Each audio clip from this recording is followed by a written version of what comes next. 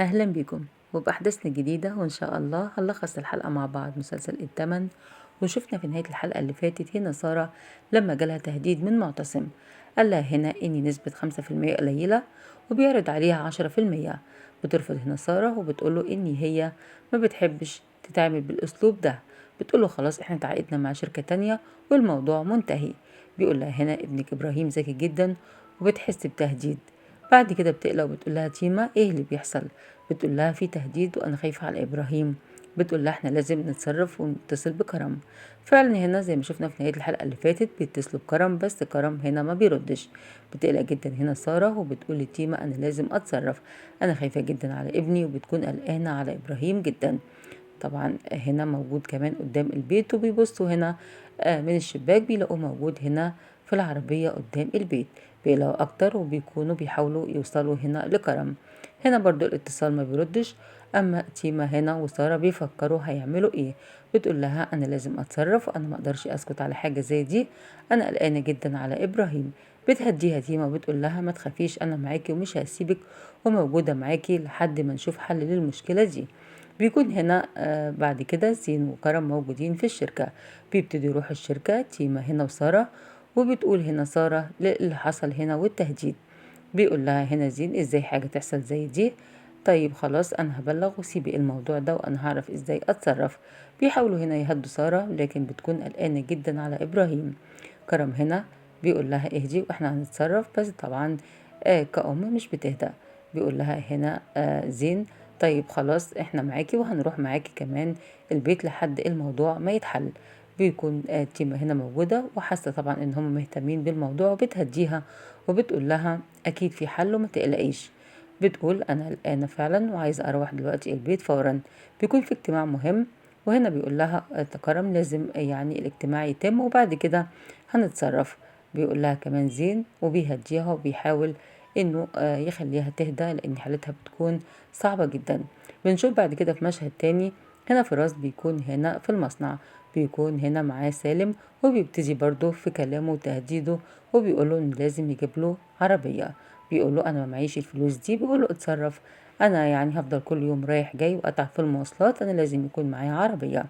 بيخاف طبعا منه من تهديده وبيفكر انه يجيب له عربية من فلوس هنا يعني العقار اللي باعه. لكن هنا سالم مش صابر وبيهدده وبيطلب دايما فلوس، وفي كل هنا لحظة بيراقبه في الراحة وفي الجاية. وكمان عامل له قلق من ناحية الفيديو اللي معاه. يا ترى هيعمل ايه في راس؟ هنشوف بعد كده. بنشوف برضو في حلقتنا النهاردة هنا بيكون الاجتماع فعلا بيتم. سارة هنا موجودة في الاجتماع لكن سرحانة هنا مع التهديد وخايفة جدا على إبراهيم.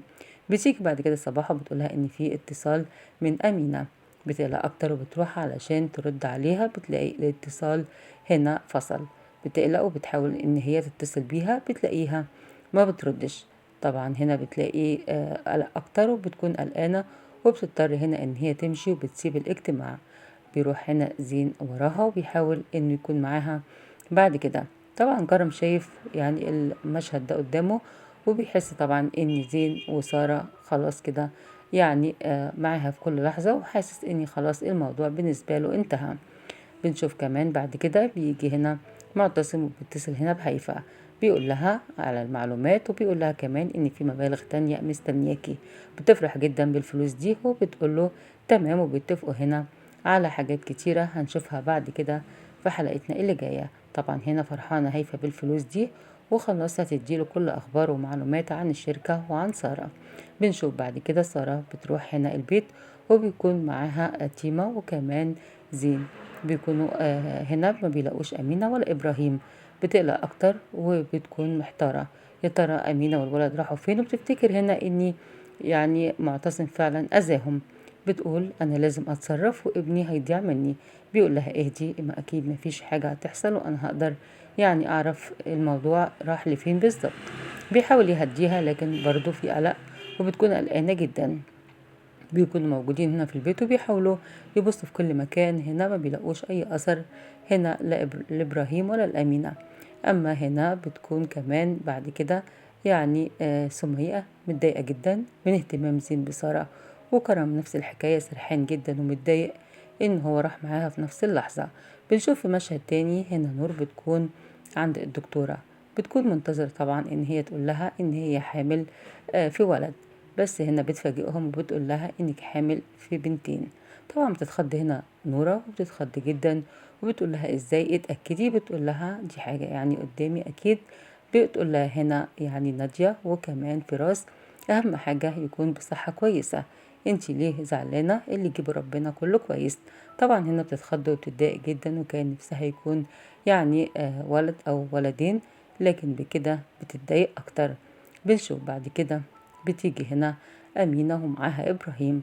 بتقول لها أنا أسفة إن الموبايل فصل مني وكمان نسيته هنا، لكن أنا رحت أنا وإبراهيم يعني نجيب طلب وجينا على طول.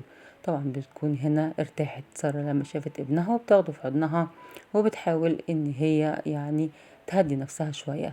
بتقول لها هنا وبتعتذر، لكن تيما بتقول لها خلاص الحمد لله حصل خير. بيكونوا كلهم طبعا كانوا في حالة قلق كبيرة جدا. وبعد كده بيبتدي زين هنا يتكلم مع سارة، هنشوف بعد كده في المشاهد اللي جاية. لكن هنا سارة مش عايزة أي كلام ولا إنه يفتح معاها أي مواضيع تانية. بيقول لها الحمد لله على سلامة إبراهيم، وبيتكلم معاها كمان وبيقول لها الكلام اللي أنا فعلا قلتهولك يعني المرة اللي فاتت والمرة دي أنا بأكد عليه. بتقول له برضو يا ريت ما نتكلمش في الموضوع ده، لأني أنا يعني ما عنديش أي استعداد إني أعمل حاجة زي كده. يا ريت بلاش كلام، احنا ما بيننا شغل وبس. بتنهي هنا الكلام مع زين، وبيكون طبعا يعني بيمشي، بس بيكون عنده أمل إن في يوم هتسمعه.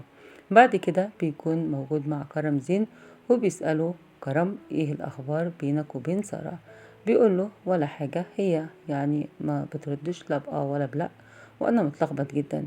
بيقوله كمان انت لسه زعلان مني علشان انا ما كنتش مصارحك من الاول؟ بيقوله هنا كرم لا عادي يعني خلاص مفيش اي حاجة. بيتكلم هنا معاه وبيقوله يا ريتك تخليك جنبي بعد كده، لاني انا محتاج لك يعني في اللحظات اللي أنا فيها. بيتكلم كمان معاه إزاي يعني حاسس إنه بيحب سارة ومش مصدق اللي حصل له من يوم ما شافها أول مرة. بيكون الكلام ده صعب على كرم، لكن في نفس الوقت بيقول له هنا ويعني أكيد الكلام عادي جدا، وبيتكلم معاه وبيحاول إنه يقول له يعني أكيد في يوم من الأيام سارة هتتكلم وهترد عليك وأكيد هتحس بحبك ده. لكن هنا زين بيكون قلقان وبيحاول يتكلم مع كرم، وبيقوله إن الإحساس اللي جوايا إحساس غريب أول مرة أحسه. يا ترى هي كمان ممكن في يوم من الأيام تحس بحب ده؟ بيقوله يعني أكيد هيتحس في يوم من الأيام. بنشوف بعد كده في مشهد تاني بيحاول هنا فراس يهدي نورة. بتكون متضايقة جدا إن الحمل يعني بنات، وبيقول لها يعني اللي يجيبه ربنا كويس، أهم حاجة يكونوا بصحة وبخير. لكن طبعا هي متضايقة جدا، وكان نفسها إن هي كمان يكون عندها ولد زي سارة. كانت دايما بتتكلم في النقطة دي، علشان كده هي متضايقة. بنشوف برضو في حلقتنا النهاردة بتتكلم هنا زي ما احنا شايفين والدة زين معاه. بتقوله ايه حكاية البنت دي، هي عايزة ايه بالظبط؟ هي هتمشيك يعني بمزاجها، وكمان انت ماشي وراها زي الطفل الصغير، ما ينفعش اللي بيحصل. بيقول لها بلاش الكلام ده، انت مش عارفة هي بالنسبة لي تكون ايه. طبعا هنا بتبتدي تحس بالكلام انه فعلا مرتبط بيها، وبتقوله على فكرة الموضوع ده مش هيحصل في يوم من الأيام، انت لازم تتجوز يعني بنت، ما تتجوزش واحدة وكمان أرملة ومعاها طفل. أكيد انت عارف أنا بقصد ايه بالظبط، والموضوع ده مش هيتم طول ما أنا موجودة. طبعا بيتضايق هنا من كلامها، وبتكون دي نهاية حلقتنا النهاردة. شكرا لكم، شكرا لمتابعتكم، والسلام عليكم ورحمة الله وبركاته.